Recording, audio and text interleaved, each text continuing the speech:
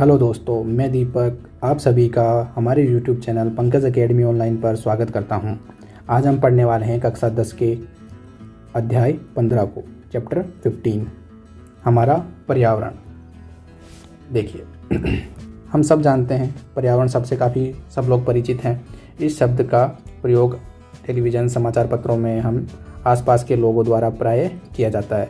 हमारे बुजुर्ग हमसे कहते हैं कि ये वह पर्यावरण या वातावरण नहीं है रहा जो पहले हुआ करता था। ये हम सब अपने अपने घरों में सुनते हैं। दूसरे कुछ लोग कहते हैं कि हमें स्वस्थ पर्यावरण में काम करना चाहिए। पर्यावरणीय समस्याओं पर चर्चा के लिए विकसित एवं विकासशील देशों के वैश्विक सम्मेलन भी नियमित रूप से होते रहते हैं। इस अध्याय में हम चर्चा करेंगे कि विभिन्न कारक जो हैं पर्यावरण में किस प्रकार अन्योन्य क्रिया करते हैं तथा हम पर्यावरण पर क्या प्रभाव डालते हैं। देखिए इसमें क्या है कि पर्यावरण क्या है, हम ये पढ़ने वाले हैं, और पर्यावरण के जो घटक होते हैं वो एक दूसरे के ऊपर क्या प्रभाव डालते हैं, और हम भी क्या पर्यावरण पे कोई प्रभाव डालते हैं, देखते हैं। पर्यावरण के संघटक क्या हैं तो हम ये पढ़ेंगे यहाँ पर। सभी जीव जैसे कि पौधे, जंतु, सूक्ष्म जीव एवं मानव भौतिक कारकों में परस्पर अन्योन्य क्रिया होती है तथा प्रकृति में संतुलन बनाए रखते हैं।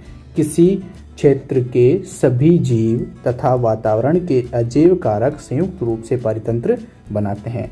तो क्या बोला, पारितंत्र के अंदर यहाँ पे लिखते हैं, आप साथ साथ लिखते जाना। पारितंत्र, इसको क्या बोलते हैं हम, इको सिस्टम भी बोलते हैं।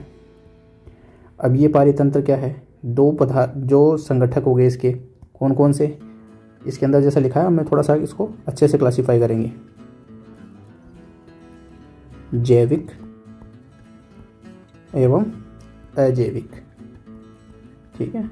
अब देखिए जैविक में कौन आ जाएंगे, जो पौधे आ जाएंगे हमारे, ठीक है, पौधे, जंतु और सूक्ष्म जीव। मानव भी कहीं आ जाएगा, जैविक में आ जाएगा, ठीक है। और अजैविक में कौन आ जाएंगे, भौतिक कारक आ जाएंगे, सारे भौतिक कारक, भौतिक कारक जिसमें मृदा, ठीक है, वायु, ये सब आ जाएंगे। देखिए यहाँ पर कौन कौन आएगा, ताप, वर्षा, वायु, मृदा और खनिज, ठीक है।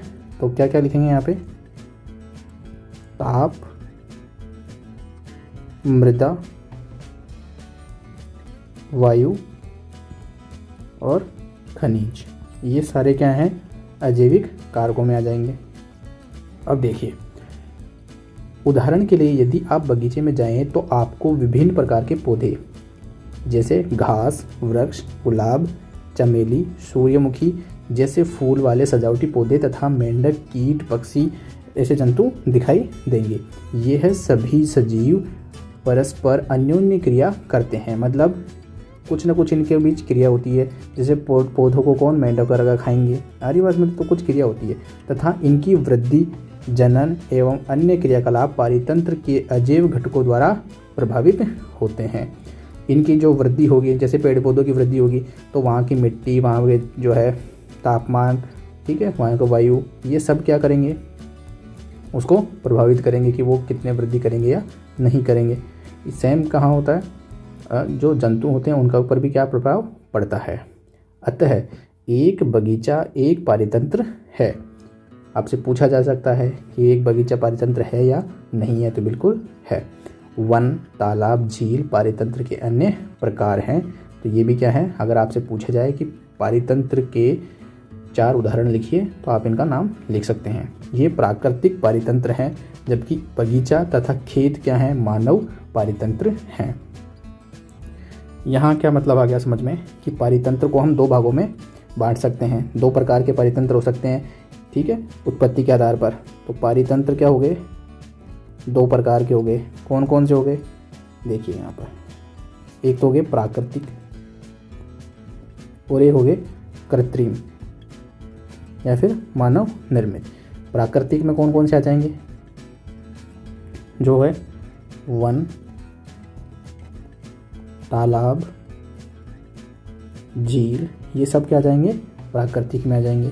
और कृत्रिम में कौन आ जाएगा, बगीचा जो मनुष्य ने बनाया है इसलिए कृत्रिम में आ जाएगा। और खेत, ये क्या है, कृत्रिम के आ जाएंगे। और क्या होता है, एक एक्वेरियम भी होता है, ठीक है, जो फिश रखते हैं जिसके अंदर, वो भी क्या आएगा, कृत्रिम पारितंत्र में आएगा। ठीक है, देखेंगे अभी हम पिछली कक्षा में पढ़ चुके हैं कि जीवन निर्वाह के आधार पर जीवों को, ठीक है, जीवों मतलब जैविक जो हैं, अभी घटक पढ़े हैं ना हमने यहाँ पर, तो जैविक घटक और अजैविक घटक। तो जीवों को हमने क्या किया था, प्रकार मतलब उनको बांटा था, क्या कौन से भागों में बांटा था, उत्पादक, उपभोक्ता और अपघटकों के वर्गों में बांटा था। ठीक है, आइए स्मरण करने का प्रयास करें जो हमने स्वनिर्वाह पारितंत्र श्रम बनाया था। देखिए क्या है, कौन से जीव सूर्य के प्रकाश एवं क्लोरोफिल की उपस्थिति में अकार्बनिक पदार्थों जैसे कि शर्करा, चीनी एवं मंड का निर्माण कर सकते हैं। ठीक है, तो ये हमें बताइए ऐसे कौन से पदार्थ हैं, ऐसे कौन से जीव हैं, ठीक है, जो सूर्य के प्रकाश एवं क्लोरोफिल की उपस्थिति में, तो ऐसा कौन है, अगर हमें पता हो, जिनके अंदर क्लोरोफिल किस में मिलेगा, क्लोरोफिल किस में मिलेगा, हमें पादपों में मिलेगा। ठीक है, और पादप भी क्या करेंगे, सूर्य से ऊर्जा लेंगे।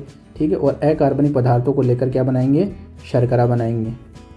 ठीक है, तो ये बनाते हैं, तो ये इसका आंसर क्या हो जाएगा, पादप हो जाएंगे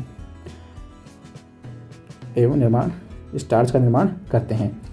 सभी हरे पौधों एवं नील हरित शैवाल जिसमें प्रकाश संश्लेषण की क्षमता होती है। ठीक है, तो पादप एवं सभी क्या है, नील हरित शैवाल। नील हरित शैवाल क्यों लिया हमने, नील हरित शैवाल। ठीक है, इनमें भी क्या होता है, क्लोरोफिल प्रेजेंट होता है, इसी वर्ग में आते हैं और इन्हें क्या बोलते हैं, उत्पादक बोलते हैं। क्या कहते हैं, इन्हें उत्पादक कहा जाता है। समझ में आ गई बात। तो उत्पादक क्या होगी, उत्पादक की अगर परिभाषा पूछ ले तो आपको बताना है। ठीक है, तो ऐसे जीव जो क्या करें, अकार्बनिक पदार्थों से कार्बनिक पदार्थों का निर्माण करें, उन्हें क्या कहेंगे, उत्पादक कहेंगे। और अगर जो पादपों और नील हरित शैवाल के बारे में बात पूछी जाए तो सूर्य के प्रकाश एवं क्लोरोफिल की उपस्थिति में कार्बनिक पदार्थों से कार्बनिक पदार्थ, ठीक है, जैसे कि शर्करा एवं मंड मतलब स्टार्च का निर्माण करते हैं, उन्हें क्या कहते हैं, उत्पादक कहते हैं। नेक्स्ट,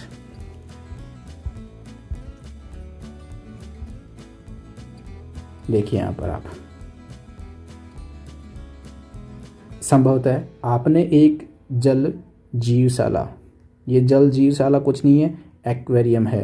अगर आपने देखा होगा इस तरीके से एक कांच का बर्तन होता है, ठीक है, जिसके अंदर क्या होती हैं, कांच के बर्तन में या कांच का एक बॉक्स होता है जिसके अंदर इस तरीके से पेड़ पौधे कुछ आर्टिफिशियल लगाए होते हैं और इसके अंदर क्या होती है, फिशेज होती हैं। इसी को क्या बोलते हैं हम, एक्वेरियम बोलते हैं। ठीक है, तो ये आपने देखी होगी कहीं ना कहीं या टीवी में देखी होगी। इसे बनाने का प्रयास करते हैं, तो इसे बनाने का प्रयास अभी हम देखें, अगर हम बनाएंगे तो इसमें क्या क्या काम आएंगी चीज़ें। एक जल जीवशाला या एक्वेरियम बनाते समय हमें किन किन बातों का ध्यान रखना होगा। देखिए, मछली को तैरने के लिए पर्याप्त स्थान होना चाहिए।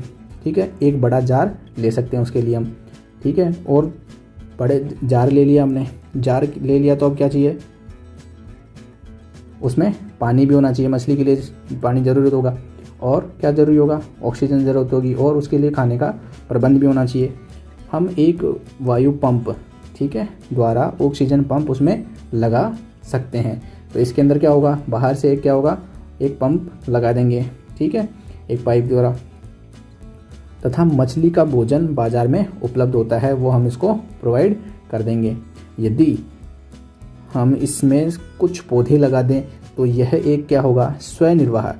यहाँ देखो, स्वनिर्वाह का मतलब क्या है, जिसके अंदर ऑक्सीजन भी बनती रहेगी, ठीक है, और मछलियाँ जो है उसका यूज़ करती रहेंगी, तो स्वनिर्वाह हो जाएगा। क्या आप सोच सकते हैं कि यह कैसे होता है।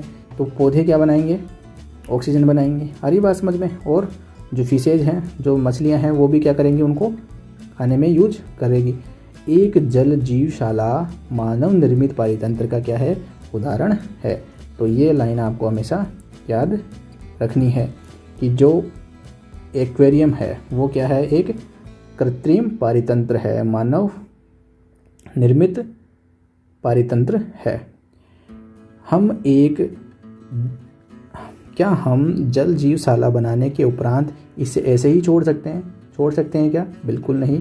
लेकिन इसमें क्या होगा, अगर हम ऐसे छोड़ के चले जाएंगे, ठीक है, तो उसमें क्या होगा, जो उनके एक्सक्रीटा हैं, मतलब उनके उत्सर्जित पदार्थ जो हैं, उत्सर्जित जो पदार्थ हैं वो बहुत ज़्यादा हो जाएंगे, ठीक है, ऑक्सीजन की कमी होने लग जाएगी। तो हमें टाइम टाइम पर जो फ्रेश वाटर उसमें चेंज करना पड़ेगा। आ रही है बात समझ में, ठीक है। यदा कदा इसकी सफाई की आवश्यकता है क्या? बिल्कुल सफाई की आवश्यकता है, ठीक है। क्या हमें इसी प्रकार तालाबों और झीलों की भी सफाई करनी चाहिए? बिल्कुल, ठीक है। लेकिन सफाई देखो, हमेशा जो नेचुरल जो क्या नाम है पारितंत्र है, ठीक है, झीलें और तालाब, इनके अंदर क्या होता है, खुद के अंदर सेल्फ रेगुलेशन होता है। ये खुद क्या कर सकते हैं, उनको मैनेज कर सकते हैं, ठीक है। और अगर उनके अंदर क्या होता है, बाहरी अगर कोई क्या प्रजाति आ जाती है, जैसे पादपों की आ जाती है, ठीक है, तब हमें क्या करनी पड़ती है, उनकी सफाई करनी पड़ती है। अगर इनके अंदर कुछ प्लास्टिक कचरा ये चले जाती हैं, तब हमें सफाई करनी चाहिए। चलो अब देखते हैं हम। सभी जीव प्रत्यक्ष अथवा परोक्ष रूप से अपने निर्वाह हेतु उत्पादकों पर निर्भर करते हैं। तो क्या ये उत्पादकों पर निर्भर करते हैं? तो देखिए, करते हैं या नहीं करते हैं। अगर पेड़ पौधे नहीं होंगे, क्या नहीं होंगे, पेड़ पौधे नहीं होंगे, तो क्या होगा, हमें भोजन कहाँ से मिलेगा, ठीक है, तो नहीं मिल पाएगा। जो क्या नाम है, जंतु हैं, ठीक है, शाकाहारी जंतु हैं, उनको कहाँ से मिलेगा, नहीं मिलेगा। तो सभी जीव जो हैं इस पृथ्वी पर, उन्हें प्रत्यक्ष रूप से या परोक्ष रूप से अपने जीवन के निर्वाह के लिए उत्पादकों पर निर्भर रहना पड़ता है। तो इसका आंसर है बिल्कुल निर्भर रहना पड़ता है। ये जीव जो उत्पादक तथा उत्पादक द्वारा उत्पादित भोजन पर प्रत्यक्ष अथवा परोक्ष रूप से निर्भर करते हैं, उन्हें क्या कहते हैं, उपभोक्ता कहते हैं, ठीक है। तो जो इन उत्पादकों पर प्रत्यक्ष रूप से या परोक्ष रूप से, मतलब डायरेक्ट और इनडायरेक्ट, ठीक है, रूप से अगर इनके ऊपर निर्भर हैं, तो उन्हें क्या कहेंगे, उपभोक्ता कहेंगे। उपभोक्ता को मुख्यतः किन किन भागों में बांट सकते हैं, शाकाहारी, मांसाहारी तथा सर्वाहारी एवं परजीवी भागों में बांटा गया है, ठीक है। तो आपको कोई पूछे कि जो उपभोक्ता हैं उनके कितने प्रकार हैं, तो आप बता सकते हैं शाकाहारी, मांसाहारी एवं सर्वाहारी एवं परजीवी, ठीक है। शाकाहारी, मांसाहारी, सर्वाहारी और परजीवी, ये साथ साथ याद करते जाना है। क्या हमें इनमें से प्रत्येक प्रकार के वर्ग के उदाहरण बता सकते हैं आप? तो बताइए कौन कौन से के उदाहरण क्या क्या हैं। यहाँ हम देखते हैं, यहीं लिख लेते हैं साथ साथ।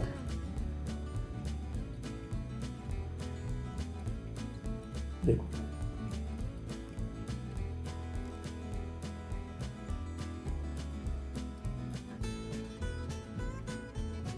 अब देखते हैं क्या शाकाहारी। शाकाहारी में कौन आएगा, हमारी गाय, भैंस, बकरी, ठीक है, ये सारे क्या आ जाएंगे, शाकाहारी में आ जाएंगे। हिरण, ये क्या आएंगे, सारे के सारे शाकाहारी में आ जाएंगे। मांसाहारी में कौन आएगा, देखिए मांसाहारी में कौन आ जाएगा, शेर,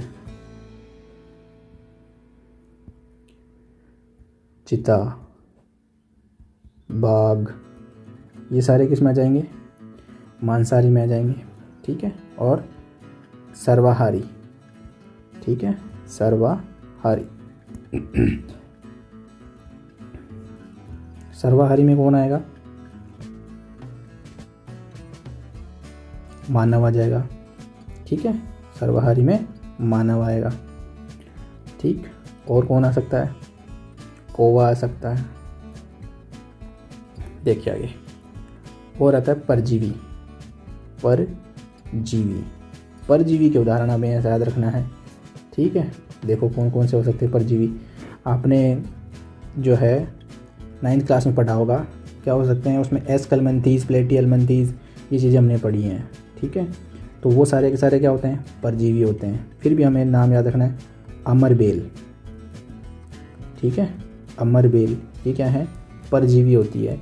ठीक है, किसी पादप के ऊपर ये रहती है और उसी पादप के से ही क्या लगती है? अपना पोषण लेती है। तो ये उदाहरण आपको याद रखने हैं साथ साथ यहाँ पर। अब देखिए नेक्स्ट पढ़ते हैं हम। ऐसी स्थिति की कल्पना कीजिए जब आप जल जीवशाला एक्वेरियम को साफ करना छोड़ दें तथा कुछ मछलियाँ एवं पौधे इसमें भी मर भी गए हों। ठीक है, आपने साफ सफाई भी नहीं की है, उसमें पौधे और जो है कुछ मछलियाँ मर गई हैं। तो क्या होगा? क्या आपने कभी सोचा है कि क्या होगा, क्या होता है जब एक जीव मरता है? तो जब जीव मरता है तो क्या होगा? उसके आसपास के वातावरण में जो बैक्टीरिया वगैरह, जो बैक्टीरिया और फंगस क्या है प्रेजेंट है, वो क्या करेंगे? उसका अपघटन करेंगी। ठीक है, तो जो जीवाणु और कवक जैसे सूक्ष्म जीव हैं वो मृत जीव अवशेषों का अपमार्जन करते हैं। ये सूक्ष्म जीव क्या हैं? अपमार्जक हैं, क्योंकि ये जटिल कार्बनिक पदार्थों को सरल कार्बनिक पदार्थों में बदल देते हैं, जो मिट्टी भूमि में चले जाते हैं तथा पौधों द्वारा पुनः उपयोग लिए जाते हैं। इनकी अनुपस्थिति में मृत जंतुओं एवं पौधों पर क्या प्रभाव पड़ेगा? वो ऐसे कैसे पड़े रह जाएंगे अगर वो नहीं होंगे तो। ठीक है, तो क्या अपमार्जकों के न रहने पर मृदा की प्राकृतिक पुनः पूर्ति होती रहती है? नहीं होगी। अगर अपमार्जक नहीं होंगे तो ये पुनः पूर्ति नहीं होगी। आ रही है बात समझ में? तो आपसे पूछा जाए कि अपमार्जक क्या है या सूक्ष्म जीव अपमार्जक क्या है, तो ऐसे जीव जो जटिल कार्बनिक पदार्थों को सरल कार्बनिक पदार्थों में बदलते हैं, उन्हें क्या कहते हैं? सूक्ष्म जीव अपमार्जक कहते हैं। अब देखा आगे, अब ये क्रियाकलाप को देखते हैं क्या है। जल जीवशाला बनाते समय क्या आपने इस बात का ध्यान रखा कि ऐसे जलीय जीवों को साथ न रखें जो दूसरों को खा जाए? ठीक है, ऐसी मछलियाँ नहीं रखें, छोटी मछलियाँ को, ऐसी मछलियाँ ना रखें जो छोटी मछलियों को भी खाती हों। ठीक है, अगर हमने बड़ी बड़ी मछलियाँ रख दी और एक दो छोटी मछलियाँ रख दी तो ये क्या करेंगी? इसको खा जाएंगी। अगर ऐसा रखा हमने तो क्या होगा? अन्यथा क्या होता? देखिए क्या होता। ठीक है, समूह बनाइए और चर्चा कीजिए कि उपरोक्त समूह में जीव एक दूसरे पर किस प्रकार निर्भर करते हैं। ठीक है, देखिए जलीय जीवों के नाम उसी क्रम में लिखिए जिसमें एक जीव दूसरे जीव को खाता है तथा ऐसी श्रृंखला की स्थापना कीजिए जिसमें कम से कम 3 चरण हों। देखिए हमें यहाँ पे जो है नाम लिखने हैं ऐसे जीवों का जिनको हम एक्वेरियम में उस जो है फिश के साथ रख सकते थे। ठीक है, देखो सबसे पहले यहाँ पे क्या होंगे? पौधे रख सकते हैं। ठीक है, पौधे के बाद में यहाँ रख सकते हैं अपन छोटी मछली, कह सकते हो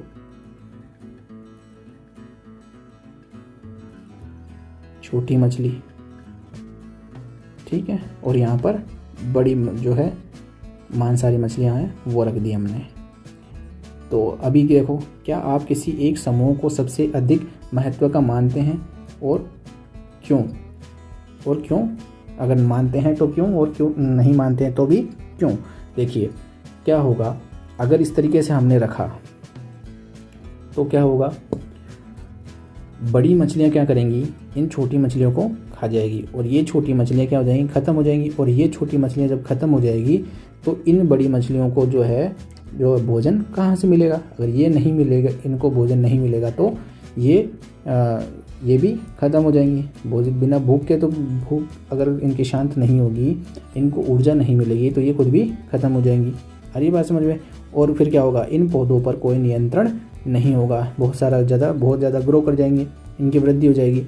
फिर क्या होगा, वो इस जो है एक्वेरियम में पौधे ही पौधे हो जाएंगे। लास्ट में ये भी क्या हो जाएंगे, इनके ऊपर कोई नियंत्रण नहीं होगा, तो ये जो है एक्वेरियम भी लास्ट में ख़त्म हो जाएगा। ठीक है, ये देखो, अब इसको हम पढ़ते हैं, क्या कहना चाह रहे थे ये। अब खाद्य श्रृंखला एवं खाद्य जाल क्या होता है, देखिए एक बार हम यहाँ पे परिभाषा लिख लेते हैं साथ साथ।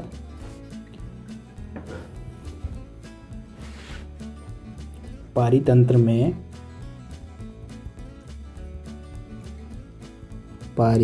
में भोज्य पदार्थों के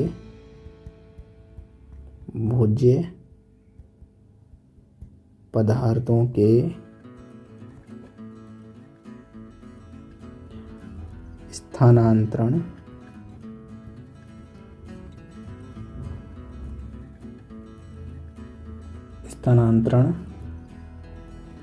के लिए उत्पादकों से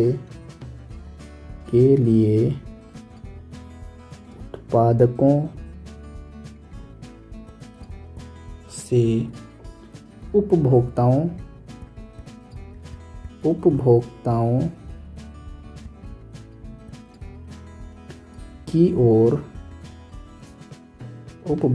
की ओर एक श्रृंखला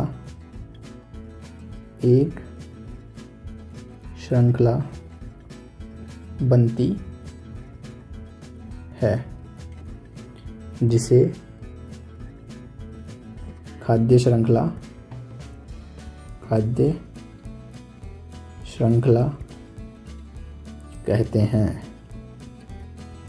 कहते हैं। तो ये हमें याद रखना है बिल्कुल इस तरीके से। तो आपसे कोई पूछे कि खाद्य श्रृंखला जो है उसकी परिभाषा लिखिए, तो आपको याद होना चाहिए कि पारितंत्र में भोज्य पदार्थों के स्थानांतरण के लिए उत्पादकों से, हमेशा याद रखना है कहाँ से, उत्पादकों से उपभोक्ताओं की ओर एक श्रृंखला निर्माण होता है, उसे क्या कहते हैं, खाद्य श्रृंखला कहते हैं। ये आप नोट करते रहिए साथ साथ। अब देखते हैं खाद्य श्रृंखला का एवं जाल, खाद्य जाल क्या है ये देखेंगे। ये आपको एक डायग्राम देखना है सबसे पहले तो अपनी बुक के अंदर, ठीक है। इसके अंदर देखो क्या होता है, हमने जीवों की एक श्रृंखला बनाई है, ठीक है, जो अभी पिछले वाले जो डायग्राम देखा था उसमें एक दूसरे का आहार करते हैं। विभिन्न जैविक स्तरों पर भाग लेने वाले जीवों की यह श्रृंखला आहार श्रृंखला का निर्माण करती है, ठीक है। देखिए यहाँ पर देख सकते हैं हम, सबसे नीचे कौन है, पौधे हैं, ठीक है। इन पौधों के ऊपर कौन है, इनको खाने वाला हिरण है, ठीक है। फिर इनको खाने वाला कौन है, बाघ है यहाँ पर, ठीक है। यहाँ देखते हैं ये छोटे छोटे पौधे हैं, इनको खाने वाला कौन है, कीट पतंगे हैं। इनको खाने वाला कौन है, मेंढक है। इनको खाने वाला सांप है, और यहाँ पर गिद्ध है, ठीक है। यहाँ देखते हैं हम नीचे, यहाँ पे भी क्या है, छोटे पौधे हैं, ठीक है। ये भी क्या है, पौधे ही हैं। ये कौन है, बिच्छू है, ठीक है। ये कौन है, मछली है, और मछली को खाने वाला कौन है, ये बगुला है, ठीक है। तो इस तरीके से हम इसको देखते हैं। ये क्या है, खाद्य श्रृंखला है जो देखने को मिल रही है हमें। कि पौधों को कौन खाएगा, शाकाहारी जीव खाएंगे। शाकाहारी जीवों को कौन खाएंगे, मांसाहारी जीव खाएंगे। इस तरीके से ये है। देखो, आहार श्रृंखला का प्रत्येक चरण अथवा कड़ी एक पोषी स्तर बनाते हैं। तो ये क्या है, एक श्रृंखला का एक कड़ी है, ठीक है, एक चरण है। तो ये क्या बनाएगा, एक पोषी स्तर बनाएगा, ठीक है। ये क्या बनाएगा, पोषी स्तर बनाएगा। स्वपोषी अथवा उत्पादक प्रथम पोषी स्तर होते हैं, हमेशा याद रखो। ये क्या है, स्वपोषी हैं, ठीक है। या ये क्या है, स्वपोषी, और ये क्या है, उत्पादक हैं, ठीक है। उत्पादक मतलब जो अपना भोजन स्वयं बनाते हैं, अकार्बनिक पदार्थों से कार्बनिक पदार्थों में बदलते हैं, ठीक है। तो ये क्या है, उत्पादक हैं। तो सबसे जो खाद्य श्रृंखला होगी उसमें सबसे जो प्रथम होगा वो कौन होगा, उत्पादक होंगे। तो प्रथम पोष स्तर कौन से होते हैं? उत्पादक होते हैं। तथा सौर ऊर्जा का स्थिरीकरण करके उसे विषम पोषियों अथवा उपभोक्ताओं के लिए उपलब्ध कराते हैं। तो ये क्या है, किनको उपलब्ध करवाते हैं? जो विषम पोषी हैं उनको उपलब्ध करवाते हैं। नेक्स्ट हम जानते हैं कि जो भोजन हम खाते हैं हमारे लिए ऊर्जा का स्रोत होता है या स्रोत का कार्य करता है तथा विभिन्न कार्यों के लिए ऊर्जा प्रदान करता है। अतः पर्यावरण के विभिन्न घटकों की परस्पर अन्योन्य क्रिया में निकाय के एक घटक से दूसरे में ऊर्जा का क्या होता है? प्रवाह होता है। ठीक है। यदि जैसा कि हम पढ़ चुके हैं, स्वपोषी जो हैं सौर ऊर्जा में निहित ऊर्जा को ग्रहण करके रासायनिक ऊर्जा में बदल देते हैं। देखिए इसका क्या मतलब है कि जो पौधे हैं वो क्या करते हैं? हमेशा सौर ऊर्जा, ठीक है, इसको सौर ऊर्जा को किसमें बदलते हैं? देखो, ठीक है। तो ये पर्यावरण के विभिन्न घटकों की परस्पर अन्योन्य क्रिया में निकाय के घटक से दूसरे में ऊर्जा का क्या होता है? प्रवाह होता है। ठीक है। स्वपोषी जो हैं जीव सौर ऊर्जा में निहित ऊर्जा को ग्रहण करके उसे रासायनिक ऊर्जा में बदलते हैं। किसमें? रासायनिक ऊर्जा में बदलते हैं। ठीक है। यह ऊर्जा संसार के संपूर्ण जैव समुदाय की सभी क्रियाओं के संपादन में सहायक होती हैं। तो ये जो सौर ऊर्जा है वही क्या है? संसार में क्या है? ऊर्जा का स्रोत है, ये कह सकते हैं हम। ठीक है। जो ऊर्जा मिलती है वो सारी यहीं से मिलती है। स्वपोषी से ऊर्जा विषमपोषी एवं अपघटकों तक जाती है। जैसा कि ऊर्जा के स्रोत नामक पिछले अध्याय में हमने जाना था कि जब ऊर्जा का एक रूप से दूसरे रूप में परिवर्तन होता है तो पर्यावरण में ऊर्जा की कुछ मात्रा अनुपयोगी ऊर्जा के रूप में ह्रास हो जाता है। पर्यावरण के विभिन्न घटकों के बीच ऊर्जा के प्रवाह का विस्तृत अध्ययन किया गया तथा यह पाया कि इन्होंने क्या किया? अध्ययन किया और क्या पाया कि देखो, एक स्थलीय पारितंत्र में हरे पौधों की पत्तियों द्वारा प्राप्त होने वाली जो सौर ऊर्जा है उसका 1% भाग खाद्य ऊर्जा में परिवर्तित होता है। अगर हम बात करें कि 1000 किलो जूल, ठीक है, हमें पता होना चाहिए कि जूल जो है ऊर्जा का मात्रक है। ये ऊर्जा कहाँ से मिली? हमें सूर्य से मिली। तो केवल क्या है? 1%, ठीक है, केवल 1% क्या होगा?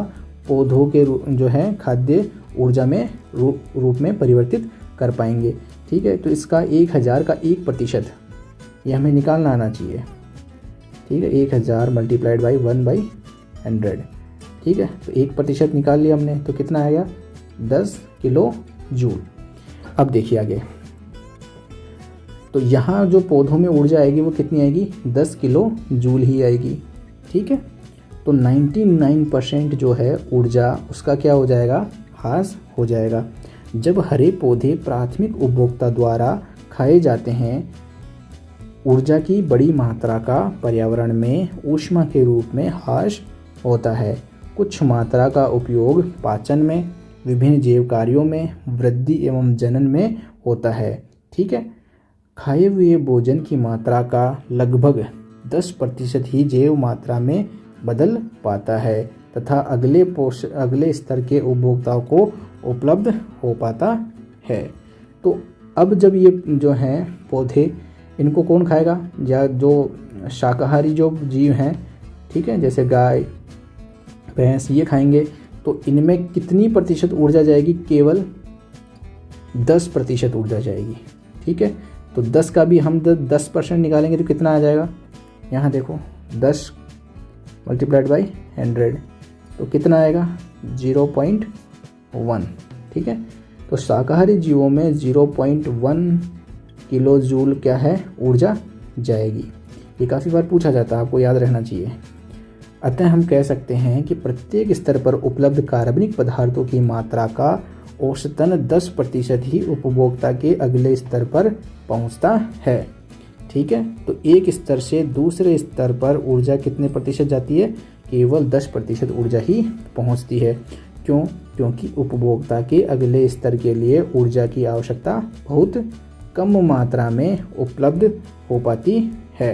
अतः आहार श्रृंखला सामान्यतः 3 अथवा 4 चरणों की होती है। प्रत्येक चरण पर ऊर्जा का ह्रास इतना अधिक होता है कि चौथे जो है पोषी स्तर के जो जीव होते हैं उनके जो है ऊर्जा उपलब्ध नहीं हो पाती है। ठीक है, अब देखिए यहाँ पर क्या कह रहा है आगे। उपयोगी ऊर्जा की मात्रा बहुत कम हो जाती है। सामान्यतः निचले पोषी स्तर पर जीवों की संख्या अधिक होती है, अतः उत्पादक स्तर पर यह संख्या सर्वाधिक होती है। ठीक है, तो उत्पादक सर्वाधिक क्यों होते हैं? क्योंकि यहाँ पर जो ऊर्जा है, सूर्य की जो ऊर्जा ली थी इन्होंने, वो क्या थी, सर्वाधिक होती है, इसीलिए इनकी संख्या भी ज़्यादा होगी। जैसे जैसे पोषक स्तर ऊपर बढ़ेंगे उनके अंदर जो पहुँचने वाली ऊर्जा है वो भी क्या हो जाएगी, कम हो जाएगी, और उनकी मात्रा, उनकी जो संख्या है वो भी कम होती जाएगी। विभिन्न आहार श्रृंखलाओं की लंबाई एवं जटिलता में काफ़ी अंतर होता है। अरे बात समझ में? आमतौर पर प्रत्येक जीव दो अथवा अधिक प्रकार के जीवों द्वारा खाया जाता है, जो स्वयं अनेक प्रकार के जीवों का आहार बनते हैं। अतः एक सीधी आहार श्रृंखला के बजाय जीवों के मध्य आहार संबंध शाखान्वित होते हैं। अरे बात समझ में? तो ये आपसे पूछा जाता है कि जो जीव हैं उनके बीच श्रृंखला के रूप में संबंध पाया जाता है या फिर शाखान्वित रूप से पाया जाता है। ठीक है, तो हमेशा संबंध इनमें शाखान्वित रूप से पाया जाता है। ठीक है, जाल के रूप में रहते हैं ये। ठीक है, तथा शाखान्वित श्रृंखलाओं का एक जाल बनता है, जिसे क्या कहते हैं हम, आहार जाल कहते हैं। ठीक है, खाद्य जाल कहते हैं। देखिए, ये आपको डायग्राम देखना है जिसके अंदर ये पूरे दे रखा है। ठीक है, ये एक या दो से अधिक जो जीव हैं उनको, ये देखो उत्पादक, ये और ये, इसको कौन खा सकता है, चूहा खा सकता है। अब इस चूहे को देखो कौन कौन खा सकता है, यहाँ ये कैट भी खा सकती है और ये स्नेक भी खा सकता है। तो ये 2 या 2 से जो है अधिक जीवों द्वारा खाए जाते हैं। ठीक है, और ये जो ब्लू लाइन है वो क्यों दिखा रखी है यहाँ पे आपको, पोषक स्तरों को। ठीक है, ये क्या है, प्रथम, ठीक है, पोषक स्तर हो जाएगा, ये द्वितीय पोषक स्तर हो जाएगा, ये तृतीय पोषक स्तर के जीव हैं, और ये टॉप, ठीक है, उच्चतम, ठीक है, पोषक स्तर वाले जीव हैं। इस तरीके से इसमें हम देख सकते हैं ऊर्जा प्रवाह के चित्र। ये देखें, से 2 बातें स्पष्ट होती हैं कि पहली, ऊर्जा का प्रवाह कैसा होता है। देखो यहाँ पे हम पहले डायग्राम देख लेते ताकि समझ में आ जाए हमें बातें क्या हैं। देखिए इस डायग्राम में क्या है बताया गया, हमें पारितंत्र में ऊर्जा के प्रवाह का एक आरेख बनाया गया है। यहाँ क्या है, सबसे जो है नीचे किसको रखा गया है, सूर्य के प्रकाश को, जिसकी मात्रा भी क्या रखी गई है, सबसे ज़्यादा बड़ा बक्सा बनाया गया है। आ रही बात समझ में? इससे ऊपर क्या है, जो डायग्राम का जो एरो है, ठीक है, वो कहाँ दिखाया गया, ऊपर की तरफ, एक ही दिशा में जा रहा है। इससे छोटे हैं, ठीक है, और संख्या में कम है, तो वो कौन है, उत्पादक हैं। इनसे में क्या है, हमने पढ़ा था ना कि केवल 10% ऊर्जा ही क्या होती है, एक पोषी स्तर से दूसरे पोषक स्तर पर जाती है। ठीक है, तो उसमें क्या होता है, फिर आगे उनकी संख्या भी कम होती जाती है। जैसे जितनी ऊर्जा मिलेगी उतनी ही उनकी संख्या होगी। उत्पादक से क्या होंगे, बाद में ऊर्जा कहाँ जाएगी, शाकाहारियों के पास जाएगी, फिर कहाँ जाएगी, मांसाहारियों के पास, और फिर कहाँ जाएगी, शीर्ष जो मांसाहारी हैं उनके पास जाएगी। तो जो है तीर का निशान केवल एक ही दिशा में जा रहा है। आ रही बात समझ में? तो ये क्या बताता है, ऊर्जा का प्रवाह एक दिशीय होता है, हमें याद रखना है, बहुत इंपॉर्टेंट लाइन है, अथवा एक ही दिशा में होता है। स्वपोषी जीवों द्वारा ग्रहण की गई ऊर्जा पुनः सौर ऊर्जा में परिवर्तित हो जाती है या नहीं होती है। देखो यहाँ पे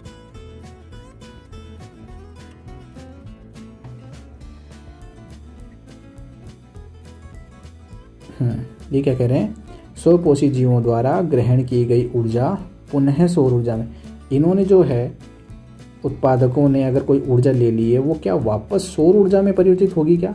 बिल्कुल नहीं होगी। ठीक है, सौर ऊर्जा में नहीं होगी, उसके रूप जो है दूसरा रूप में परिवर्तित होंगी, तो ये परिवर्तित नहीं होती है। तथा शाकाहारियों को स्थानांतरित की गई ऊर्जा पुनः स्वपोषी जीवों को उपलब्ध नहीं होती है। आ रही बात समझ में कि शाकाहारियों को जो स्थानांतरित की गई ऊर्जा है वो पुनः स्वपोषी जीवों को उपलब्ध नहीं होती है, जैसे यह विभिन्न पोषी स्तरों पर क्रमिक स्थानांतरित होती है। जैसे मान लो कि ये क्या है, एक प्लांट है, क्या है, एक प्लांट है, इसको एक बकरी ने खा लिया, तो इसकी ऊर्जा कहाँ चली गई? बकरी के पास चली गई। अब ये बकरी से जो ऊर्जा गई है वो क्या वापस इन पौधों को प्राप्त हो सकती है क्या? क्या पेड़ पौधे बकरी को खा जाएंगे क्या? नहीं खाएंगे। तो ये ऊर्जा केवल एक ही दिशा में जाती है, ये कहना चाह रही है, अपने से पहले स्तर के लिए उपलब्ध नहीं होती है।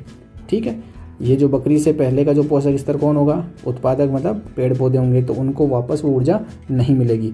प्रत्येक स्तर पर ऊर्जा की हानि के कारण प्रत्येक पोषी स्तर पर उपलब्ध ऊर्जा में उत्तरोत्तर क्या हो जाता है? कमी आती जाती है, ह्रास आता जाता है। प्रत्येक श्रृंखला का एक दूसरा आयाम यह भी है कि हमारी जानकारी के बिना ही कुछ हानिकारक रासायनिक पदार्थ आहार श्रृंखला से होते हुए हमारे शरीर में प्रविष्ट हो जाते हैं। ये बहुत इंपॉर्टेंट बात ये बता रहे हैं आपको। देखिए, अगर कोई खाद्य श्रृंखला है, जैसे पेड़ पौधे हैं, ठीक है, इनको खाने वाला कौन है? ठीक है, देखिए मानव की लिख लें डायरेक्ट, देखो क्या होता है। या फिर कौन खाएगा? बकरी खाएगी। ठीक है, और उस बकरी को खाने वाला कौन है? अल्टीमेटली फिर वापस मानव ही है। देखो क्या कह रहा है कि हम जब क्या करते हैं, खेती बाड़ी करते हैं, तो इन पेड़ पौधों पर क्या करते हैं? कीटनाशकों का क्या करते हैं? छिड़काव करते हैं। ये कीटनाशक क्या करते हैं? इन पौधों के अंदर जमा हो जाते हैं। इन पौधों में अगर हम डायरेक्ट खाते हैं तो हमारे अंदर पहुंच जाते हैं, बकरी खाती है, बकरी में पहुंच जाता है, और वापस उनको खा जाते हैं तो वापस हमारे अंदर पहुंच जाता है। ठीक है, अगर इनको बकरी को खाने वाला अगर बाघ है तो वो कहाँ पहुंच जाएगा? बाघ के अंदर भी पहुंच जाएगा। ठीक है, तो ये कुछ रासायनिक पदार्थ हैं जो आहार श्रृंखला से होते हुए हमारे शरीर में प्रविष्ट हो जाते हैं। कक्षा 9 में पढ़ चुके हैं कि जल प्रदूषण किस प्रकार होता है। इसका एक कारण है कि विभिन्न फसलों के रोग एवं पीड़कनाशकों से बचने के लिए पीड़कनाशक एवं रसायनों का अत्यधिक प्रयोग करना है।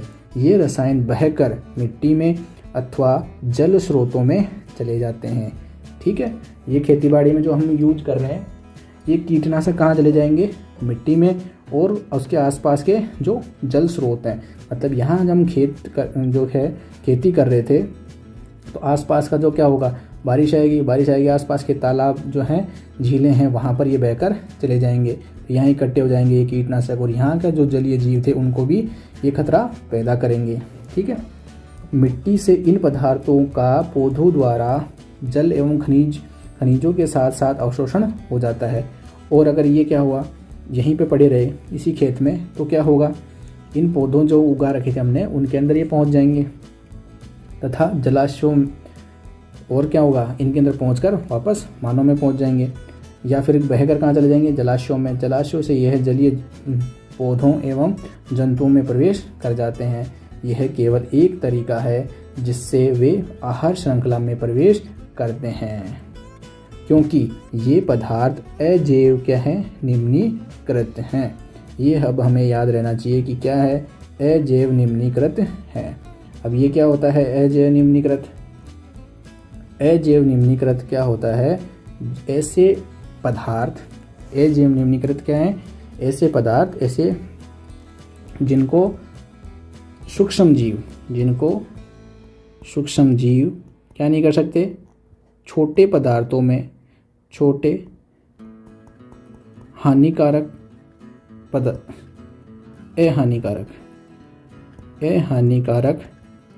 पदार्थों में नहीं बदल पाते हैं। नहीं बदल सकते हैं। ठीक है, तो ये क्या होते हैं, अजैव निम्नीकृत, मतलब ये जीवों द्वारा छोटे या निम्नीकृत छोटे टुकड़ों में नहीं तोड़े जा सकते। यह प्रत्येक पोषी स्तर पर उत्तरोत्तर क्या हो जाते हैं, संग्रहित होते जाते हैं। आ रही बात समझ में? एक पोषी स्तर से दूसरे पोषी स्तर में जब जाएंगे तो उसमें क्या हो जाएंगे, संग्रहित होते जाएंगे। कहने का मतलब अगर कोई कीटनाशक पौधों में आया तो पौधों में संग्रहित होगा, वहाँ से फिर उसको बकरी ने खाया। ठीक है, तो बकरी के अंदर क्या होगा, इसने कुछ मात्रा यहाँ पे ज़्यादा हो गई, तो इसको खाने वाली बकरी के अंदर भी इसकी मात्रा ज़्यादा होगी। और बकरी को जिसने खाया, ठीक है, इसने बकरी ने बहुत सारे पेड़ पौधे खाए होंगे तो इसके अंदर मात्रा ज़्यादा होगी। और जब है मानव जो इसको खाएगा तो इसके अंदर क्या है, इसने भी बहुत सारी बकरियां खाई हैं, तो क्या होगा, इसके अंदर वो जो रासायनिक पदार्थ है वो पहुंच जाएगा। अब ये कोई सोचे कि बकरी वाला ही नहीं, ये रासायनिक पदार्थ अगर पेड़ पौधों में इकट्ठे हो रहे हैं तो जो शाकाहारी जो हैं उनके अंदर भी ये रासायनिक पदार्थ, कीटनाशक पदार्थ पहुंचते हैं। क्यों? अब देखो क्या है, ये उत्तरोत्तर संग्रहित होते रहते हैं क्योंकि किसी भी आहार श्रृंखला में मनुष्य शीर्षस्थ होता है, अतः हमारे शरीर में यह रसायन सर्वाधिक मात्रा में संचित होते हैं। ठीक है, इसे क्या कहते हैं, ये जो प्रक्रिया है कि एक पोषी स्तर से दूसरे पोषी स्तर में जो रासायनिक पदार्थों का, ठीक है, उत्तरोत्तर संग्रहण होना, ठीक है, वो क्या कहलाता है, वो क्या कहलाएगा, जैव आवर्धन कहलाएगा। ठीक है, तो जैव आवर्धन की परिभाषा अगर से पूछे तो आपको बतानी है। यही कारण है कि हमारे खाद्यान्न, गेहूं, चावल, सब्जियां, फल और मांस में पीड़कनाशक के अवशिष्ट विभिन्न मात्रा में उपस्थित होते हैं। उन्हें पानी से धोकर अथवा अन्य प्रकार से अलग नहीं किया जा सकता है। अगर आपसे कोई पूछे कि जो पीड़कनाशी हैं जो खाद्य श्रृंखला में आ गए हैं उनको क्या आप जो पानी से धोकर अलग कर सकते हो? बिल्कुल नहीं। ठीक है, अगर वो बाहर पत्तियों पर लगा हुआ है तो फिर भी कर सकते हो, लेकिन जो अवशोषण हो गया है उसको हम पानी से धोकर अलग नहीं कर सकते हैं।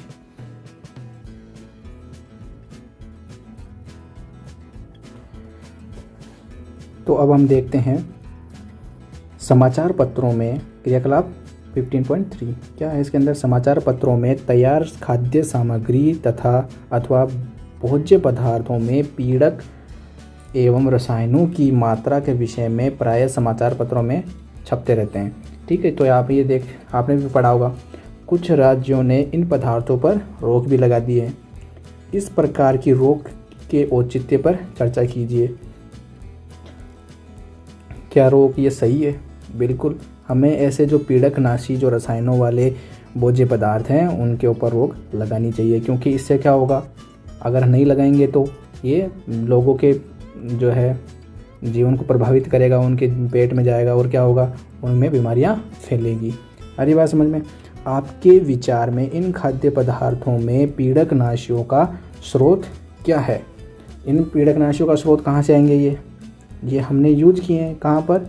खेतों में। ठीक है, क्या यह पीड़कनाशी अन्य खाद्य स्रोतों के माध्यम से हमारे शरीर में पहुँच सकते हैं? बिल्कुल पहुँच सकते हैं। ठीक है, कहाँ से? देखो, अभी हमने पढ़ा था कि पेड़ पौधों में है, खेतीबाड़ी से कहाँ पहुँचेंगे? पेड़ पौधों में। पेड़ पौधों से कहाँ? मांस में पहुँच जाएंगे। ठीक है, तो डायरेक्ट जो का पेड़ पौधों को खा रहा है तो उसमें पहुँच जाएगा, तो भी क्या हो जाएगा, मानव में आ रहा है, और इस मांस को खाने वाले के अंदर भी मानव में पहुँच रहा है। किन उपायों द्वारा शरीर में इन पीड़कनाशियों की मात्रा कम की जा सकती है? तो कैसे कर सकते हैं हम पीड़कनाशियों की जो मात्रा है वो कम? एक तो क्या हो कि इनमें ये पीड़कनाशी उपयोगी ना किए जाए, इनकी जगह क्या किया जाए, हमने जैव उर्वरक यूज किया जाए। आ रही बात समझ में? जैव उर्वरक और जैव पीड़कनाशी,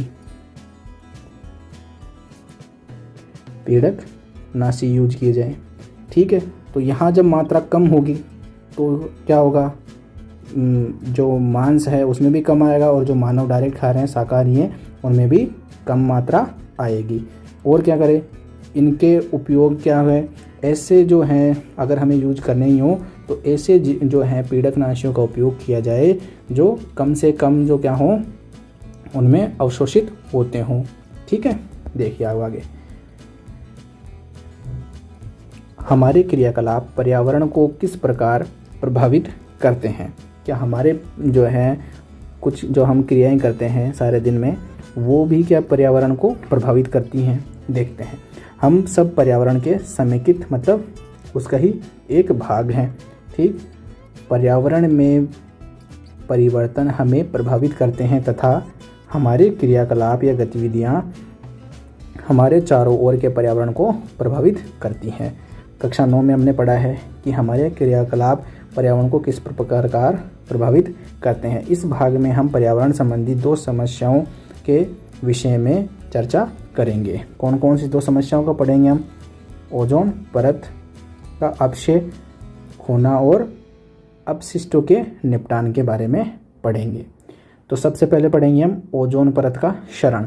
तो ओजोन परत तथा यह किस प्रकार क्षयित होती है, किस प्रकार ये टूटती है, तो ये देखते हैं। ओजोन, तो आपसे काफ़ी बार ये सूत्र भी पूछा जाता है कि ओजोन का आणविक सूत्र क्या है, तो O3 है। और O2 किसका होता है, आप कमेंट बॉक्स में बताइए। तो ऑक्सीजन जो है ओजोन के एक अणु ऑक्सीजन के 3 परमाणुओं से मिलकर बना होता है। अरे ये बात समझ में, यही तो है। ऑक्सीजन के 3 परमाणु जब मिल जाते हैं तो क्या होता है, ओजोन का निर्माण होता है। जबकि सामान्य ऑक्सीजन के विषय में, ठीक है, हम प्रायः चर्चा करते हैं कि अणु, तो सामान्य में जो ऑक्सीजन होती है उसमें कितने अणु होते हैं? 2 अणु होते हैं। तो ये तो कौन सी हो जाती है? ओजोन हो जाती है। ये तो क्या है? ओजोन है। यहाँ लिख देता हूँ, ये तो क्या है? ओजोन। और ये क्या है हमारे पास? ऑक्सीजन। देखिए अब आगे, जहाँ ऑक्सीजन सभी प्रकार के वायवीय जीवों के लिए आवश्यक है वहीं ओजोन एक घातक विष के रूप में है। परंतु वायुमंडल के ऊपरी, ठीक है, ये जो जीवों के लिए क्या है, ये विषैली गैस है। आ रही बात समझ में? अगर हमें डायरेक्ट पूछा जाए कि ओजोन क्या है, विषैली है या नहीं है, तो बिल्कुल विषैली है। ठीक है, अब देखो आगे। परंतु वायुमंडल के ऊपरी स्तर में ओजोन एक आवश्यक प्रकार्य संपादित, आवश्यक कार्य क्या करती है? संपादित करती है। यह सूर्य से आने वाली पराबैंगनी विकिरण से पृथ्वी की सुरक्षा करती है। हमें ये वाली जो है इम्पोर्टेंट लाइन याद रखनी है। तो ओजोन का कार्य क्या है? तो ये पराबैंगनी जो है किरणों से बचाती है। सूर्य से आने वाली पराबैंगनी विकिरण से पृथ्वी की सुरक्षा करती है। यह पराबैंगनी विकिरण जीवों के लिए अत्यंत हानिकारक है। अतः यह गैस मानव में त्वचा के कैंसर का भी क्या करती है? उत्पन्न कर सकती है। ठीक है, और ये जो पराबैंगनी किरणें हैं वो भी क्या करेंगी? अगर ये जो सूर्य है यहाँ से क्या आ रही है? प्रकाश की किरणें आ रही है, इसमें क्या पराबैंगनी किरणें भी हैं। ठीक है, ये पृथ्वी का वायुमंडल आ गया। ठीक है, और ये यहाँ पे स्थल जो है पृथ्वी का स्थल है। ठीक है, और ये वायुमंडल की परत है। ठीक, अब यहाँ पे क्या होगा? ओजोन परत से क्या होगा? ये पराबैंगनी किरणें टकराएंगी। ठीक है, और पराबैंगनी किरणें वापस चली जाएंगी। ठीक है, अगर ये जो है परत नहीं हो, अगर ये परत नहीं हो तो क्या होगा? ये पराबैंगनी किरणें सीधे पृथ्वी पर पहुंचेगी और ये यहाँ पे क्या करेंगी? ये पराबैंगनी किरणें यहाँ पे जो लोग हैं, जीव हैं, जंतु हैं, उन पे क्या करेगी? कैंसर उत्पन्न करेगी। आ रही बात समझ में? ठीक है, देखते हैं आगे क्या क्या होगा। वायुमंडल के उच्चतर स्तर पर पराबैंगनी किरणें या अल्ट्रावायलेट रेज, यूवी रेज के प्रभाव से ऑक्सीजन अणुओं से ओजोन बनती है। ठीक है, तो यहाँ पे क्या है? पराबैंगनी किरणें आ रही है। आ रही है बात समझ में? इन पराबैंगनी किरणों से क्या होगा? ऑक्सीजन किस में बदल जाती है? O3 में बदल जाती है। उच्च ऊर्जा वाले पराबैंगनी विकिरण ऑक्सीजन अणुओं को विघटित कर स्वतंत्र ऑक्सीजन परमाणु बनाते हैं ऑक्सीजन के ये स्वतंत्र परमाणु संयुक्त होकर क्या बनाते हैं, ओजोन बनाते हैं, जैसा कि समीकरण में दिखाया गया है। ये ऑक्सीजन थी, पराबैंगनी किरणों में क्या होगा, दोनों ओ अलग हो जाएंगे। एक ऑक्सीजन का मॉलिक्यूल एक जो है अणु से क्या करेगा, जुड़ेगा, तो क्या बन जाएगा यहाँ पर, ओजोन बन जाएगी। आ रही है बात समझ में। देखो अब 1980 से, ये तो हमने पढ़ लिया सिर्फ ओजोन के बारे में कि ओजोन कैसी गैस है, क्या है, कैसी बनती है, ये पढ़ लिया। अब हमें पढ़ना क्या है यहाँ पर, ओजोन परत का क्षरण पढ़ना है, मतलब वो टूटती कैसे है वो पढ़ना है। देखिए 1980 से वायुमंडल में ओजोन की मात्रा में तीव्रता से क्या हो रही है, गिरावट आ रही है। देखो ये गिरावट तो आ रही है। क्लोरोफ्लोरोकार्बन जैसे मानव संश्लेषित रसायनों को इसका मुख्य कारक माना गया है। ठीक है, CFCs को या क्लोरोफ्लोरोकार्बन को इसका क्या माना गया है, प्रमुख कारण माना गया है। जो कहाँ उपयोग की जाती है हमारे द्वारा, रेफ्रिजरेटर में यूज की जाती है, शीतलन में। ठीक है, जो हमारा फ्रिज होता है, ठीक है, रेफ्रिजरेटर कुछ लोगों को समझ में नहीं आएगा, जो हमारा फ्रिज होता है उसके अंदर ये गैस शीतलन मतलब ठंडा करने में काम आती है। जो फ्रिज में जो ठंडक होती है वो कहाँ से आती है, इसी CFC गैस के कारण आती है। और कहाँ उपयोग लेते हैं हम,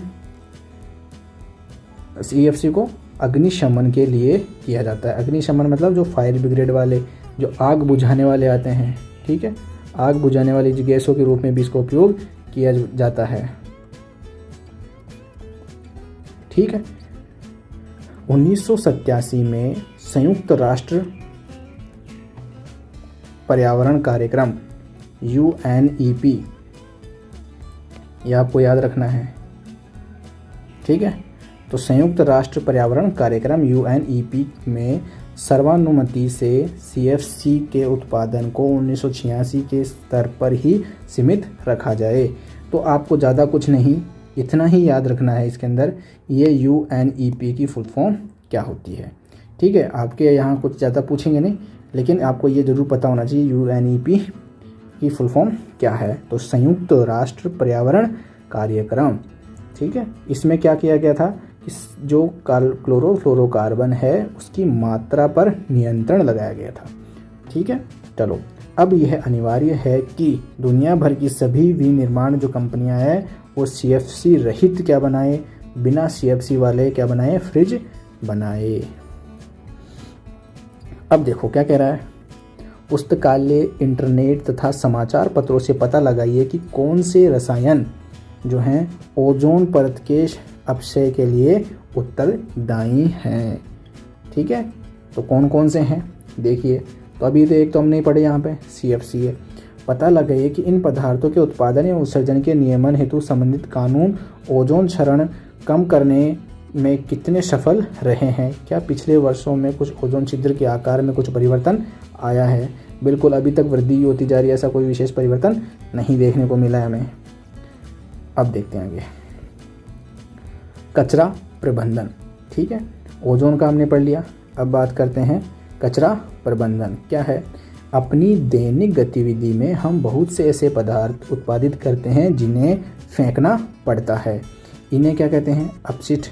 इनमें से जो फेंक रहे हैं वो अपशिष्ट पदार्थ हैं क्या? बिल्कुल हैं। जब हम उन्हें फेंक देते हैं तो उनका क्या होता है, वो बाहर पड़े रहते हैं। ठीक है, क्या होता है, हवा के द्वारा उड़ जाते हैं कहीं पर। ठीक है, और लास्ट में फिर क्या होगा, कहीं ना कहीं वो गल भी जाते हैं।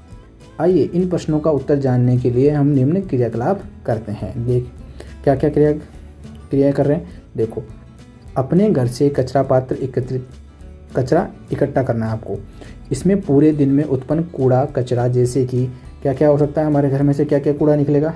देखो, रसोई से कुछ कूड़ा निकलेगा। ठीक है, सब्जियों के छिलके निकलेंगे, चाय जो है, चाय की उपयोग की गई पत्तियाँ, दूध की जो खाली थैलियाँ हैं, खाली डिब्बे हैं, रद्दी, कागज़, दवाई की खाली बोतल, स्ट्रिप, बबल पैक, पुराने कटे कपड़े और टूटे हुए जूते, ये कहाँ हो सकते हैं, हमारे कचरे के डिब्बे में मिल सकते हैं। ठीक है, अब देखिए आगे, इसे विद्यालय के बगीचे में एक गड्ढे में दबा देना है आपको। ठीक है, या अपने घर पे भी कर सकते हैं। घर के आसपास कहीं गड्ढा खोद के उसमें दबा सकते हैं। यदि ऐसा स्थान उपलब्ध न हो तो इस कचरे को किसी पुरानी बाल्टी में या गमले में एकत्रित करके 15 सेंटीमीटर मोटी मिट्टी की परत चढ़ा देनी है। अगर आपके पास गमला है मिट्टी का तो उसमें क्या कीजिए, मिट्टी भरी हुई है तो यहाँ नीचे क्या दीजिए, आपका कचरा रख दीजिए और ऊपर की तरफ 15 सेंटीमीटर के ऊपर रख देनी है आपको मिट्टी से, उसको ढककर रख देना है। और क्या करना है, इसमें थोड़ा थोड़ा पानी डालते रहना है। ठीक है, 15 दिनों के बाद इसको क्या कीजिए, देखिए वह कौन से पदार्थ हैं जो लंबे समय बाद भी अपरिवर्तित रहते हैं। अगर आप 15 दिन बाद इसको खोल कर देखेंगे तो क्या होगा, आपको पता करना है उसके अंदर से कि कौन से पदार्थ हैं जो अभी भी जैसे आपने 15 दिन पहले रखे थे उसी फॉर्म में, उसी जैसे आज भी हैं। तो वे कौन से पदार्थ हैं जिनके स्वरूप या संरचना में परिवर्तन आया है। तो कौन से तो अपरिवर्तित हैं और कौन से परिवर्तित हो गए हैं, तो ये आपको लिस्ट बनानी है। जिन पदार्थों के स्वरूप में समय के साथ परिवर्तन आया है उनमें कौन से पदार्थ अतिशीघ्र परिवर्तित हुए हैं। जिनमें परिवर्तन हुआ है उनमें कुछ पदार्थ ऐसे भी होंगे जो बिल्कुल ही जल्दी क्या हो गए थे, खराब हो गए हैं या बहुत ज़्यादा खराब हो गए हैं। देखो आगे क्या, हमने जैव प्रक्रम वाले अध्याय में पढ़ा कि हमारे द्वारा खाए गए भोजन का पाचन विभिन्न एंजाइमों द्वारा किया जाता है। क्या आपने कभी सोचा है कि एक ही एंजाइम भोजन के सभी पदार्थों का पाचन क्यों नहीं करता है? क्योंकि पदार्थ ही अलग अलग है। तो उनकी जो कहते हैं, जब पदार्थ जैसे भोजन में क्या है, हमने खाया प्रोटीन, ठीक है, और क्या खाया हमने, कार्बोहाइड्रेट, और क्या खाया हमने, वसा। तो इनके अंदर जो है ऊर्जा के जो बॉन्ड हैं वो क्या हैं, अलग अलग हैं। ठीक है, ऊर्जा बंध भी क्या है, अलग अलग हैं। तो जब बंध अलग हैं तो उनको तोड़ने के लिए जो ऊर्जा है वो भी अलग अलग चाहिए होगी। ठीक है, तो वहाँ पे एंजाइम भी अलग अलग उपयोग में आएंगे। एंजाइम अपनी क्रिया में क्या होते हैं, और एंजाइम जो है अपनी क्या है, क्रिया में भी क्या होते हैं, विशिष्ट होते हैं। एक एंजाइम जो है जो जिस क्रिया में उपयोग आ रहा है वो दूसरी प्रक्रिया में उपयोग नहीं आता है। ठीक है, तो जैसे एंजाइम विशिष्ट होते हैं, किसी विशेष प्रकार के पदार्थ का पाचन अपघटन के लिए विशिष्ट एंजाइम की आवश्यकता होती है। इसलिए कोयला खाने से, ठीक है, कोयला खाने से हमें ऊर्जा प्राप्त नहीं हो सकती। ठीक है, क्योंकि कोयला का पचाने के लिए हमारे पास कोई भी एंजाइम नहीं होता है।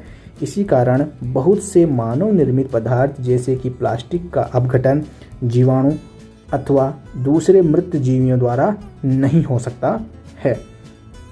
हरी बात समझ में, प्लास्टिक का अपघटन कौन नहीं कर सकता, जीवाणु और दूसरे मृतोपजीवी जो हैं जीव, उनका अपघटन नहीं कर सकते। क्यों? क्योंकि प्लास्टिक को वो अपघटित करने वाले उनके अंदर एंजाइम ही नहीं है जो उनको तोड़ पाए।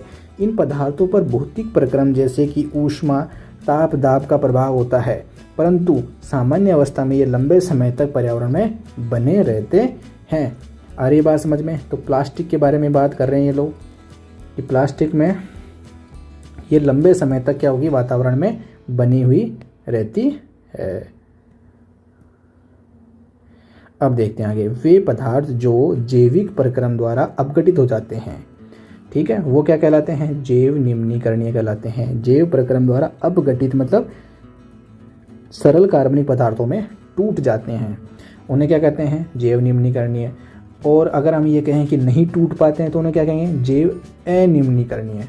ठीक है, आपके द्वारा बताए गए पदार्थों में से कितने जैव निम्नीकरणीय थे, ठीक है, तो वो हमें लिस्ट बनाने हैं। जो किचन, हमारे जो रसोई के क्या थे, रसोई के जो वेस्ट थे, ठीक है, वो रसोई का जो कचरा था वो क्या होगा, अधिकांश क्या होगा, जैव निम्नीकरणीय होगा। आ रही है बात समझ में?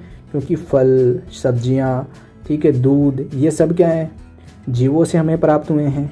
ठीक है, तो ये सारे के सारे क्या हैं, जैव निम्नीकरणीय हैं। और जैसे दूध की थैली थी तो वो प्लास्टिक की है, वो क्या है, अजैव निम्नीकरणीय है। आ रही है बात समझ में? पुस्तकालय द्वारा इंटरनेट में जैव इंटरनेट द्वारा जैव निम्नीकरणीय और अनिम्नीकरणीय पदार्थों के विषय में अधिक जानकारी प्राप्त कीजिए। ये हमने बता दिया आपको।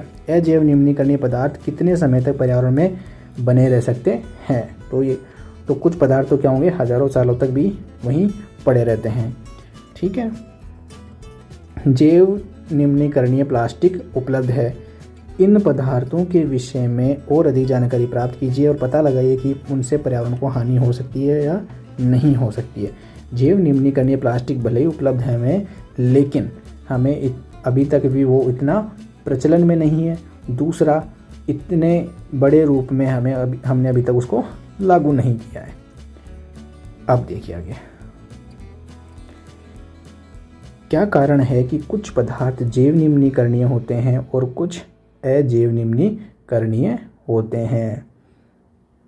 देखो, कुछ पदार्थ जो सूक्ष्म जीवों द्वारा सरल पदार्थों में टूटकर अपघटित हो जाते हैं, ये तो हमने कहा, तो वो क्या है, जैव निम्नीकरणीय। जैसे क्या था, कपास है, लकड़ी है, अभी आप उदाहरण इसके कुछ भी लिख सकते हो। ठीक है, ऊन है, कागज है, ये सारे क्या हैं, जैव निम्नीकरणीय। अनिम्नीकरणीय में क्या होते हैं, प्लास्टिक है, ठीक है, क्या प्लास्टिक है और पॉलीथीन है, और क्या हो सकता है इसमें, DDT है। तो ये क्या है, अनिम्नीकरणीय होते हैं। तो जो सूक्ष्म जीवों द्वारा टूट सकते हैं उन्हें तो जैव निम्नीकरणीय कहते हैं, और जो नहीं टूट पाते उन्हें अजैव निम्नीकरणीय कहते हैं। क्यों? क्योंकि इनके अंदर जो सूक्ष्म जीव हैं उनके द्वारा तोड़ने के लिए जो एंजाइम चाहिए होते हैं प्लास्टिक को या अजैव निम्नीकरणीय पदार्थों को, वो उपलब्ध नहीं होते हैं। अब देखिए, ऐसे 2 तरीके सुझाइए जिनमें जैव निम्नीकरणीय पदार्थ पर्यावरण को प्रभावित करते हैं।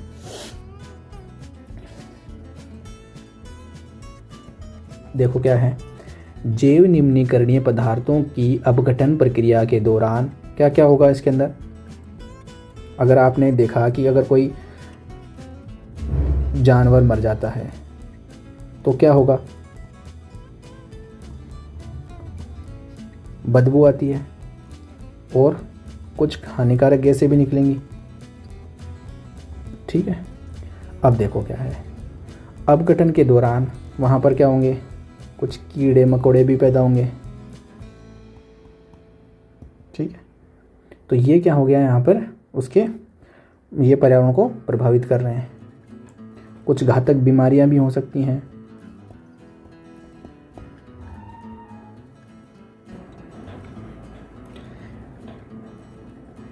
ऐसे 2 तरीके बताइए जिनमें अजैव निम्नीकरणीय पदार्थ पर्यावरण को प्रभावित करते हैं।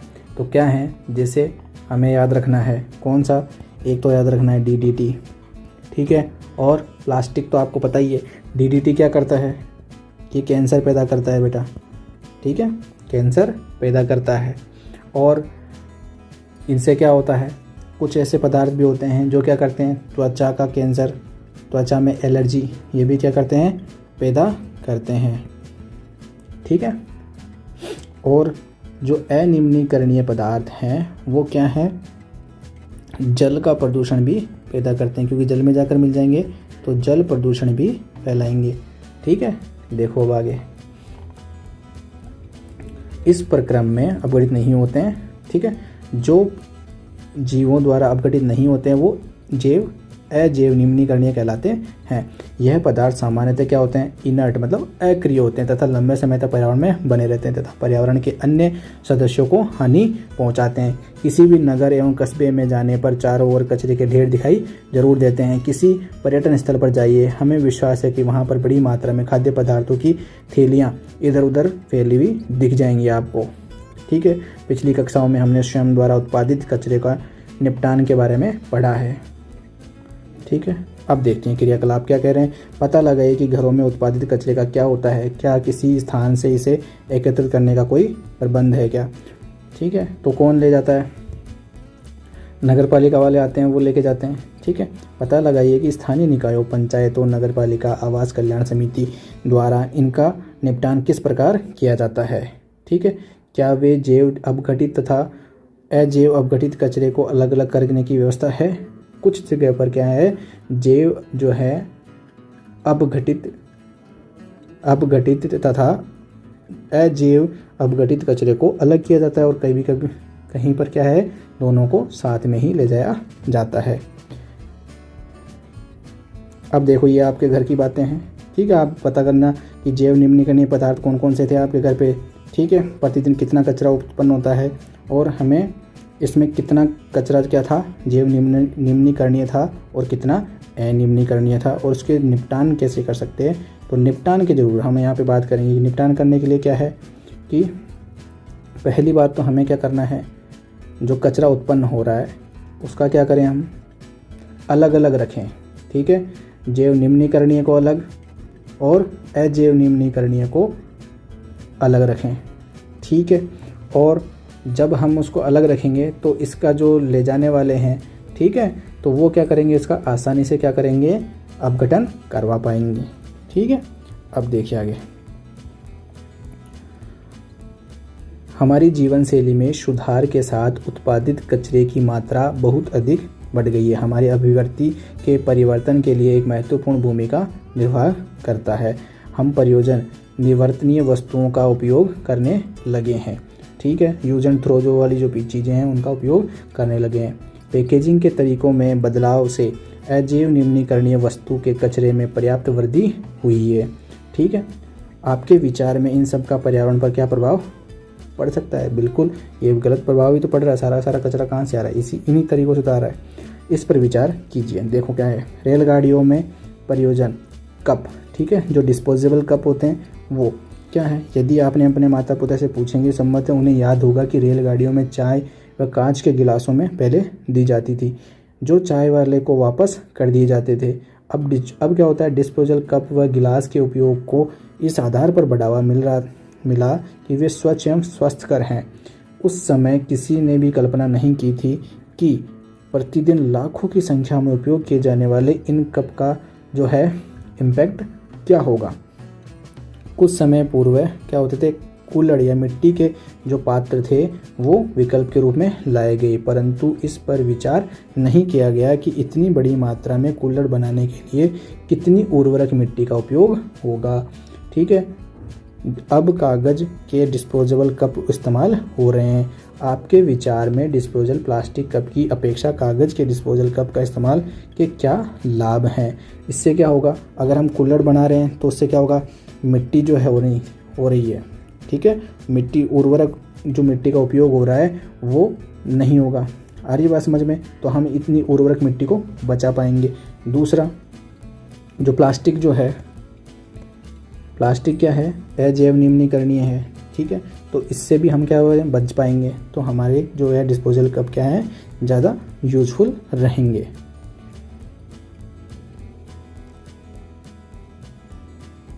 ये हमारा चैप्टर कंप्लीट हो गया। ओजोन क्या है, किसी पारितंत्र की किस प्रकार प्रभावित करती है। ठीक है, तो हमें याद रखना है ओजोन एक क्या है, ऑक्सीजन का ही क्या है, 3 अणु मिलकर क्या बनाते हैं, ओजोन बनाते हैं। ये क्या है, एक विषैली गैस है, और ये कहाँ पाई जाएगी, वातावरण में। ठीक है, समताप मंडल के ऊपर पाई जाएगी। ठीक है, किसी पारितंत्र को किस प्रकार प्रभावित करती हैं, तो कैसे प्रभावित करती हैं ये हमारे पारितंत्र को, जब ये यूवी किरणें आएंगी तो यहाँ की वनस्पति तथा जंतुओं में क्या करेगी, विकार उत्पन्न करेगी। ठीक है, कचरा निपटान की समस्या कम करने में क्या योगदान कर सकते हैं। इन्हीं तरीकों से आपको क्या करना है, इन्हीं 2 तरीकों का वर्णन कीजिए। पहला कि हम कम से कम क्या करें, प्लास्टिक का यूज करें। ठीक है, दूसरा हम जो पैकेजिंग जो वस्तुएं हैं उनका कम से कम उपयोग करें। अब देखो, इस चैप्टर में हमने क्या सीखा कि पारितंत्र क्या है, विभिन्न घटक अन्योन्याश्रित होते हैं, एक दूसरे पर आश्रित होते हैं। उत्पादक सूर्य से प्राप्त ऊर्जा को पारितंत्र के अन्य सदस्यों को उपलब्ध करवाते हैं। ठीक है। उत्पादक सूर्य से प्राप्त ऊर्जा को पारितंत्र के अन्य सदस्यों को उपलब्ध कराते हैं। अब देखो आगे और क्या पढ़ा, मानव की गतिविधियों का पर्यावरण पर समाघात होता है, मतलब बुरा प्रभाव पड़ता है। CFCs, ठीक है, जैसे रसायनों कार्बन क्लोरोफ्लोरोकार्बन रसायनों ने ओजोन परत को नुकसान पहुंचाया है, क्योंकि ओजोन परत सूर्य से आने वाली जो पराबैंगनी किरणों जो हैं विकिरण से सुरक्षा प्रदान करती है, अतः इसकी क्षति से पर्यावरण को नुकसान पहुंच सकता है। हमारे द्वारा उत्पादित कचरा जैव निम्नीकरणीय और अनिम्नीकरणीय हो सकता है। हमारे द्वारा उत्पादित कचरे का निपटान एक क्या है, गंभीर समस्या है। अब देखिए, अगर आपको हमारा वीडियो पसंद आ रहा है तो लाइक करें, शेयर करें और आप सभी अपने क्लास के सभी विद्यार्थियों को भेजें। हमारे चैनल पंकज एकेडमी ऑनलाइन को सब्सक्राइब करें। थैंक यू, धन्यवाद। अगले वीडियो के लिए देखते रहिए हमारा पंकज एकेडमी ऑनलाइन चैनल। धन्यवाद।